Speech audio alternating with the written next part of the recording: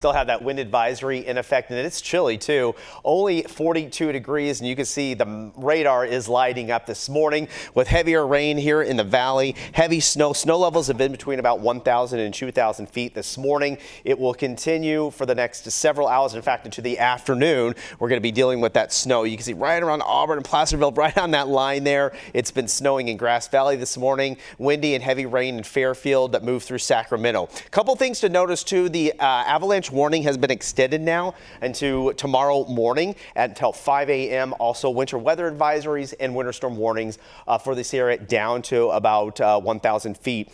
That goes until 10 p.m. this evening. So we'll be able to see that expire as we'll get some dry time coming in tonight into tomorrow. But today stays wet, especially this morning. You can see our rain chances stay highest, maybe a few scattered showers during the lunchtime, but then we dry out through tonight. But highs are going to be quite chilly as we only make it into the lower 50s. You combine that wind too, and it makes it feel much cooler for us. Now, once the system exits tonight into tomorrow, I do think we'll see some sun early in the day tomorrow, but clouds increase later in the afternoon. Notice our temps not fluctuating too much, still staying in the 50s. A little warmer on Saturday. I think we'll see a mix of clouds and sunshine, a little bit more cloud cover farther north and west, but we stay dry in the Sierra. So rain totals for the valley, maybe around a half of an inch or less for us as we start to see this exit, but still above 3,500 feet, possibility of up to around 1 to 2 more feet of snowfall for the Sierra. So definitely going to be active there. Notice how we stay dry into Saturday.